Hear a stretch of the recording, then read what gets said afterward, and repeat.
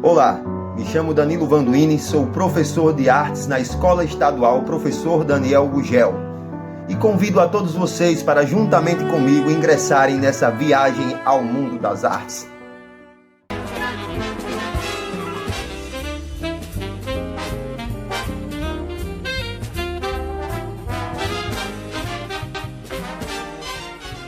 Olá, nesse capítulo falaremos sobre a pré-história e seus períodos. Período que começou há cerca de 1 milhão de anos. Não havia registros escritos, homem começa a se utilizar de objetos que encontra em seu caminho para as mais variadas funções. Falaremos hoje sobre 4 períodos. Paleolítico inferior, 500 mil anos antes de Cristo. Paleolítico superior, 30 mil anos antes de Cristo, período que chamamos Pedra Lascada. O Neolítico, 10 mil anos antes de Cristo, a Pedra Polida. E Idade dos Metais, 5 mil anos antes de Cristo.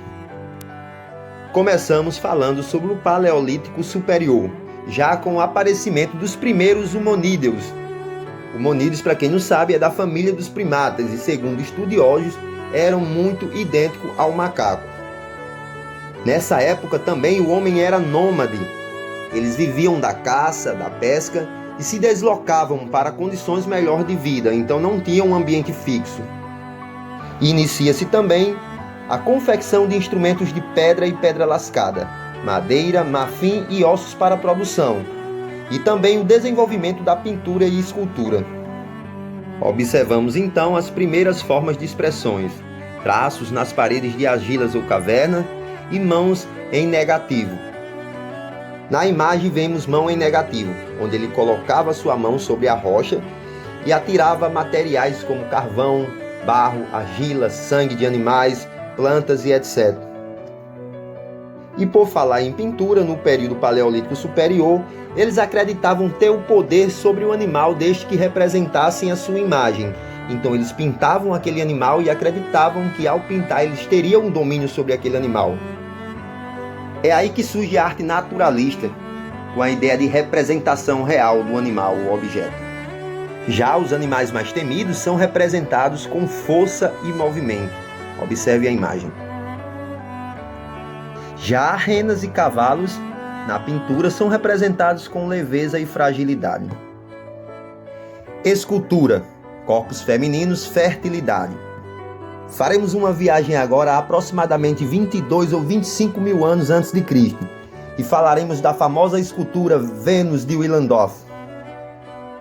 Assista o vídeo a seguir.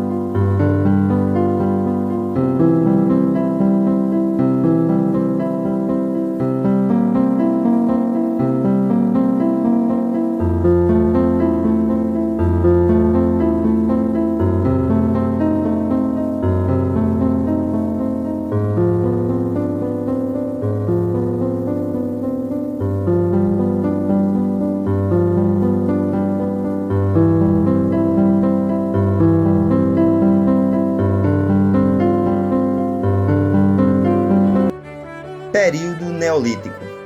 Técnica de construir armas e utensílios em pedra polida mediante o atrito. Agricultura, domesticação de animais, vida instável, o homem deixou de ser nômade. Vemos aí, em relação ao período anterior, uma evolução grande do homem. O homem começa a construir o seu legado, a fazer a sua história. Ele começa a formar a família, a comunidade, a divisão do trabalho. O homem aprendeu a tecer panos, fabricar cerâmica, fabricar moradias, produzir fogo por meio de atrito e trabalhar com metais. Podemos perceber então que o homem, desde milhares de anos atrás, ele tenta sair da inércia, ele não quer estar parado, ele tenta evoluir e tenta juntar ferramentas para melhorar o seu cotidiano. Nesse período, a pintura apresenta algumas características. As representações deixam de ser naturalistas, ou seja, deixam de ser realistas. O estilo é simplificado e geometrizante. Vemos aí o racionalismo, o homem passa a raciocinar mais. A sugestão substitui a fiel representação, imagens mais simples, vida coletiva e figuras antropomórficas, ou seja, pinturas da espécie humana. Vejam então essas imagens antropomórficas.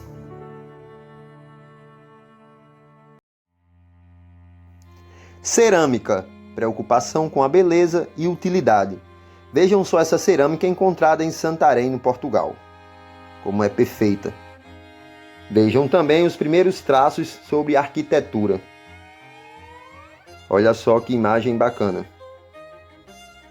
O último período e tópico que falaremos hoje é sobre a Idade dos Metais. A invenção da metalúrgia, organização das cidades, invenção da roda, a invenção do arado de boi, que é aquela carroça que utiliza a força animal para auxílio na questão da agricultura.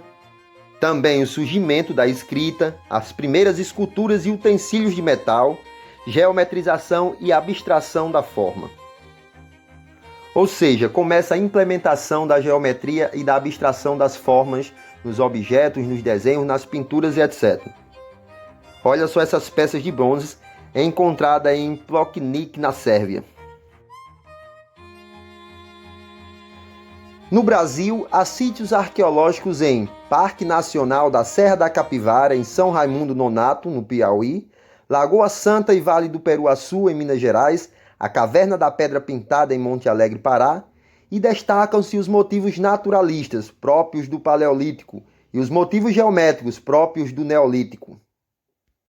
E para finalizar a nossa viagem de hoje, peço a vocês que assistam o vídeo a seguir, com os 7 sítios arqueológicos encontrados dentro dos parques naturais no Brasil. Um forte abraço e até o próximo encontro, a próxima viagem. Parque Nacional do Jaú, Amazonas.